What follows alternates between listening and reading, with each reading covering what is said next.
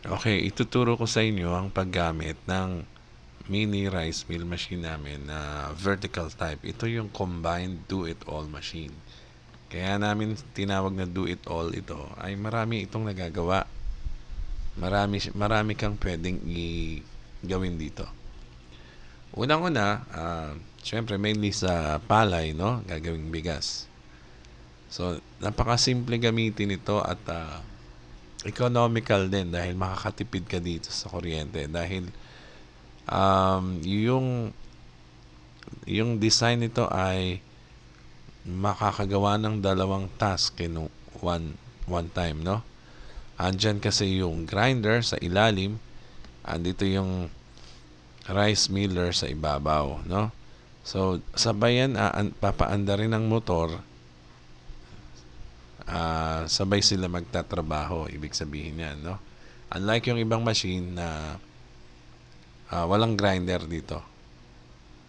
Walang grinder dito sa ilalim or nakahiwalay siya, no? Yung horizontal type naman, yung dalawang imbudo.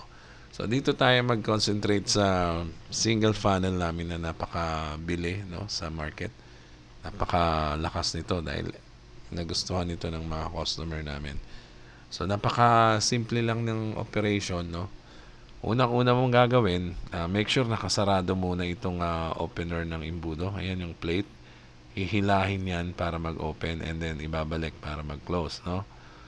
So, make sure naka-close yan bago ka mag-start. Okay, syempre, lalagay mo na yung palay mo dyan, no? Ilalagay mo muna yung palay na naka-close yan. And then, maglaan ka ng, ito na mapapansin yung adjuster natin dito na knob. Parang screw lang yan. Maglaan kayo ng 1 inch lang muna, no? Mag-start ka sa 1 inch. Diyan ka mag-uumpisa ng pressure. Bali yan yung nagbibigay ng pressure doon sa pagkiskis ng palay, no? So, tandaan nyo, 1 inch muna ito. Nakasarado yan. And then, second mong gagawin, papaandarin mo yung motor ng 5 to 8 seconds siguro. Yan, mga 5 seconds enough na yan. Paandarin mo muna yung motor na wala mo nang bumabagsak na palay, no?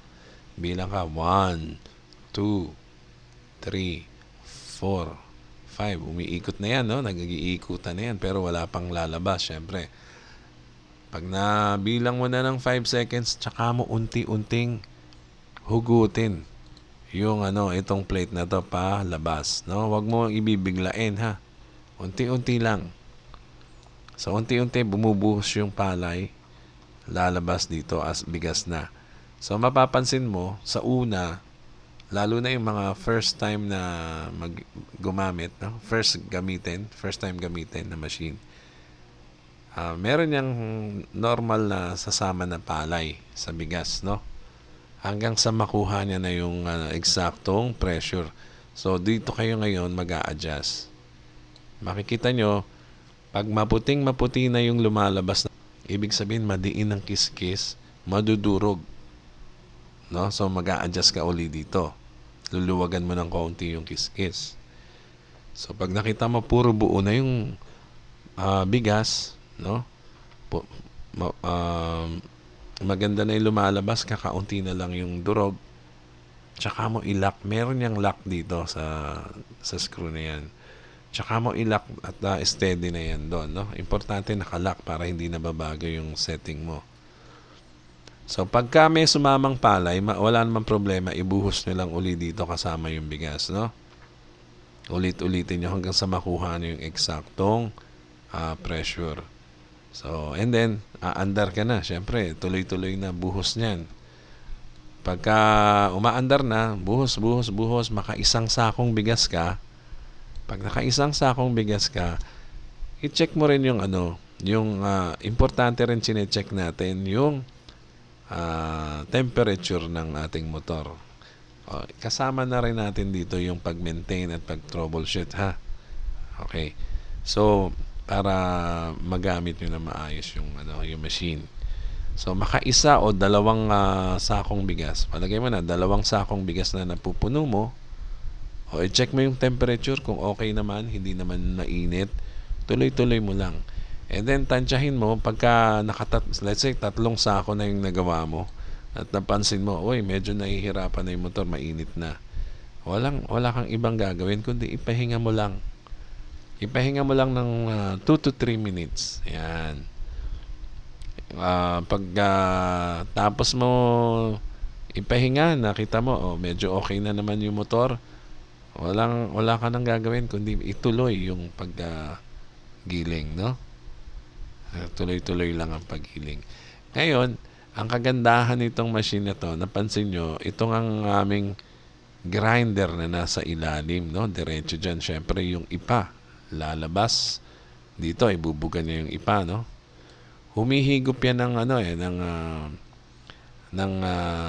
balat ng palay, and then at the same time iga-grind niya na ng pino, no? So paglabas niyan, pino na yung ipa mo kasama yung darak. So wala kang masasayang, malinis, wala kang itatapon dyan. So kailangan, meron tayong katsa na nilalagay dyan na sasalo doon sa darak mo, no? Kasama yung ipa. So make sure nakatali yung katsa mo dyan na masikip. And then yung dulo pala ng katsa, pwede kayong maglagay ng, mahaba kasing tela. Pwede kayong maglagay ng kaunting butas, no? Para hindi lolobo. Kasi malakas ang hangin ito eh. Pag lumolobo siya, tendency, nahihirapan siyang ibuga yung mga darak, no? So, lagyan yung singawan ng hangin yung dulo ng katsa para tuloy-tuloy yung hindi siya bumabalik dun sa grinder, no? Yung buga. So, yan. Bali, yung iba, ginagawa nila, sinasahuran nila ng balde na malaki, no? Yung dulo ng katsa para naiipon kagad din sa malaking balde. And then, ano pa ang kailangan natin malaman? Importante din dito na ang ilalagay nyong palay ay siguradong hindi yung tuyong-tuyo na, no? Hindi yung may moist pa, na medyo may moist. Kaya naman kailangan natin yung dried na talaga na palay. Kasi pag may moist, ang giniling mo dyan, bumabara yan dito. Meron yung hexagon screen dito na bala na kumikis-kis, no? May mga butas yun na papahaba. Siyempre, pag may moist ang palay, ang tendency niyan, babarahan yung mga butas ng pangkiskis mo sa loob, no? Sa roller niya, magkakaroon ng bara. Ngayon, pag nagkabara yan, naging barado yung loob nitong drum na to, ayan, mababara yan ng palay. Mahihirapan ngayon yung wheel, no? Yung motor, mahihirapan siya iikot diyan. Diyan nag-start na magbara, no? Hindi niya hihinto ang motor, hindi niya kayang ikutin. Mabigat yan eh. Meron ditong roller na solid steel bar dito na bilog, na pahaba, na napakabigat, no? Diyan. So nahihirapan siya maggiling, ikutin yung wheel. So pag nagbara, ito ang importante nyong gagawin, no? Kasi madumi yung palay or isa pa yung maduming palay, ha, yung maraming dumi, iwasan nyo yun kasi mababara talaga yan at nakakabungi ng screen, no? So make sure malinis yung palay nyo. Yung iba nilalagyan ng screen dito bago pumasok sa embudo, so malinis yung palay nila pumapasok. So, ganito ang una nyong gagawin pagka ito na yung troubleshooting, no? So, ito bumara, no? Ano ang una nyong gagawin na wag nyong kakalimutan? I-off kagad itong motor. Make sure mabilis kayo mag-off kasi pag pinabayaan nyo nag-choke at nahihirapan yung motor, umuugong yan. Ibig sabihin, nahihirapan siya ikutin at mabilis yan mag-iinit. Okay, dyan magkakaroon ng problema tayo sa motor pagka nag-overheat dyan dahil sa choke, sa nagbara, o posibleng masunugan kayo ng capacitor o kung ano man, yung winding, ang horse, no? Pag nasunog ang winding, paparewind ka ng motor or bibili ka ng bagong motor. So, huwag kayong mag-alala. Kung nababantayan nyo naman ng mabuti yan, no? Meron naman tayong, importante yung may circuit breaker yan, no? Meron tayong circuit breaker na yan. Pag nag-overheat o nag-overload yan, ay mag-shutdown yan. Pero mas maganda pa rin yung binabantayan mo, no? Mas maganda pa rin yung nababantayan mo kasi minsan nakakalusot yan.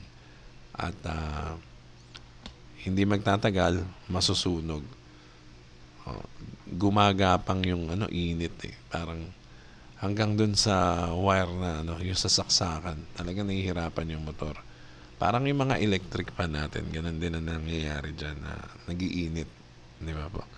So, ganyan. Bali, mag-ingat lang tayo sa overheat ng motor. And then, syempre, ito, importante rin yung itong likuran ng motor na to ay may fan. Parang electric fan na maliit yan na bumubuga ng hangin para ilabas na yung init, no? So, design talaga na parang cooling niya. Yung electric fan dyan. Yung parang blower dyan, no? So, importante rin na kasi syempre pag nagigiling kayo, no, maraming mga alikabok, yung butas na yan, pabarahan yan, no? Nawawala ng ventilation. So, make sure na clear yan, no? Malinis yung bugahan ng hangin dyan. And then, lagi nyo ring i-check kung umiikot pa yung fan nyo dito sa likod. Kasi, plastic lang yun, no? Yung fan dyan, plastic. Pagka gamit na gamit yung motor nyo, nagiinit, no? Natutunaw yung fan, yung nandun sa shaft, nakasaksak yun, lumuluwag. So, pag lumuwag yun, mapapansin nyo, kakalas dun sa ikot niya, no? Sa shaft, hindi na iikot yung fan. At dun din, posibleng masiraan kayo ng motor dahil hindi na umiikot yung fan. So, pag hindi umikot yung fan, mabilis ka mag-overheat niyan. At nawala na yung cooling feature niya. So, mag-overheat siya, no? So, ingatan niya rin yun. So, ano pa ang kailangan natin ingatan? Pag nag-choke pala, no? Ganito. Pag nag-choke, i-off nyo na yung machine, no? Ang gagawin nyo lang dyan, syempre naka-off na yung machine. Make sure, wag nyo lang i-off dito. Tanggalin nyo na yung yung sasaksakan. Tanggalin nyo yung saksakan para siguradong safe, no? Ang gagawin nyo lang, hahawakan nyo ng kamay nyo to. Itong belt dito, hawakan nyo yan ng kamay. Hawakan nyo yan ng isang kamay. Tapos yung isang kamay nyo, pipindutin nyo tong square na yan. Meron yung spring, no? Dito sa taas, pindutin nyo yan. Yan, dito. Ay, sorry. Ito, isang kamay nyo. Tapos yung isang kamay nyo, nag-drawing pa ako, no? Pipindutin nyo yan ng daliri nyo, no? Ito, yan, dyan. Napipindot dyan. Pag pinindot mo yan na ganyan, may parang spring, binubuga niya yung mga naipit na palay doon sa loob, no? Bubuga niya. Basta pindot-pindutin nyo yan habang tinataas baba nyo yung belt dito para gumalaw yung yung wheel, no? Hila pababa tsaka pataas lang para galaw-galawin nyo lang yung wheel at gumalaw yung roller dito at ibubuga niya yung mga nakabara dyan. Lahat ng nakabara kailangan matanggal dyan, no? Nang naka-off. Pag napansin nyo naiikot nyo na, no? Kumalas na dun sa bara, pwede nyo nang paandarin yung motor muna and then hayaan yung ibuga muna lahat ng laman. Huwag nyo munang bubuksan yung imbudo, no? So, umaandar na, malinis na, clear na lahat yung yung bara. Okay, pwede nyo na naman lagyan ng palay, punuin nyo to, bago nyo buksan uli ito. So, panibagong andar na naman, and then magpuno na naman kayo ng mga 1 o 2 sako. Pag nakita uling mainit na, break time mo ng 2 minutes, cooling time 2 minutes to 3 minutes, and then andar uli. So, ganun lang lagi ka kadali i-maintain gamitin ito. Basically, na-cover na natin lahat agad yung full operation itong machine namin, no? So, napakadali i-maintain ito. Yung iba nagsasabi, nako, baka pag nasira yan, disposable na, hindi na magagawa. Mali pong paniniwala yun dahil sa sobrang dali i-maintain itong machine na to, kahit yung sa amin ay inabot na ng mahigit 5 years, ang pinalitan lang yung screen na nabungi, yung screen dalawa, no? One, yung screen dito, yung hexagonal screen, tsaka yung screen dito sa grinder. Dalawa lang screen papalitan dyan. Murang-mura lang po. No? Tapos meron din kaming ituturong may mga technique dyan para mas matibay yung paggamit nyo, especially dito. Yung sa grinder. Kasi yung sa grinder, medyo mabigat din ang trabaho ng grinder, no? Nabubungian din tayo dyan ng screen. Siyempre, trabaho ng trabaho yan. At yung screen minsan nagkakaroon ng friction sa loob, no? Ano rin yun, nagiinit at nabibiyak sa katagalan. So, may mga technique dito, especially dito sa grinder. Ito ituturo namin yan sa inyo pag nakakuha kayo sa amin ng machine, no? So, ang mabubungi, gagaya ng sinabi ko, yung ito, screen number 1, yung hexagon screen na ganyan ang itsura niya. Yan. Yan, mga isang dangkal lang na ang haba niyan. So, ang dali i-maintain, bibilin mo lang yan, oh. Yan, parang ganyan, tapos may mga butas. Bibilin mo lang yan sa amin or sa online, marami naman nabibili niyan. At pagkakalasin mo na yung screen, malalaman mo kung bungi na yung screen mo, may mga palay na sumasama na diyan eh. So 2 tornilyo lang ang tatanggalin mo, isa. Ayan, yung tornilyo na yan, tsaka dun sa kabila, ma-open mo na yung drum na yan para hugutin yung screen, no? In 2 minutes, mapapalitan mo na yung screen, andar na naman. So ganun kadali i-operate, no? So, ano pa ang kailangan natin malaman? Almost yun lang. Tsaka yung roller dito, solid steel yan na usually stainless steel yan na mabigat na roller yan. Yung pinaka mabigat na part dito sa rice milling na yan na nasa loob umiikot. Napupudpud din yun sa katagalan, no? Pero so far sa amin, yung 5 years na, wala pang napudpud na roller. Okay? So, huwag kayong mag-alala dun sa roller. Hindi yan, masisira agad. So, napakadali i-maintain. Napakasimpleng machine. Napaka-economical kasi dalawang task na kagad ang magagawa mo sa isang operation, no? Nakagawa ka ng bigas, nakagawa ka ng danak at the same time dito sa machine na to. And by the way, pwede nyo ring ilagay ang iba't ibang uri ng beans dito, no? Especially yung corn. Yung corn, pwede mong, pag pinasok mo ang corn dyan, lalabas dito ng crack corn sa labasan ng bigas. Or, pwede ka rin mag-crack corn dito sa grinder. Dalawang purpose yan. Kasi yung screen ito napapalitan din, no? Ng malalaki butas. Para din sa crack corn yun. Pero, hindi mo na kailangan palitan yung screen yan dahil dito lang pwede ka na mag-crack corn eh. Imbis na bigas, corn naman ang lalabas dito na crack na. And then mag-a-adjust ka na lang dito ng pressure kung gusto mo lang para matansya mo yung mga size ng crack corn mo. Okay? So maganda sa crack corn to gamitin. Okay? And then kung magpa-powder ka naman ng mga kahit na anong uri din ng butil, may switch yan left and right doon sa kabilang side. May switch yan doon sa kabilang side. Hindi lang nakikita dito. Nandito sa side na to, left and right, no? Yung sa left sa grinder, yung sa right sa rice mill. So pagka grinder ka naman naka-switch, diretso lang dito lahat ng ibubuhos mo. Hindi na dadaan dito, no? So magpupulbos ka lang diyan. Kung hindi ka naman nagigiling ng palay, pwede mong idiretso na kagad magpulbos ng kahit na ano man, yung para sa hayop naman, no? Kung gusto mo mag-concentrate sa ipa, puro ipa lang i-grind mo, pwede rin. Ibuhos mo yung ipa dyan. Yung iba, bumibili ng ipa sa mga gilingan ng palay na napakamura lang, no? Yung imbis na itapon o binibili nila at nagko-concentrate sila sa pagkiling ng ipa. Diretso yan dito sa grinder at lalabas yan ng pulbos na pino. Okay?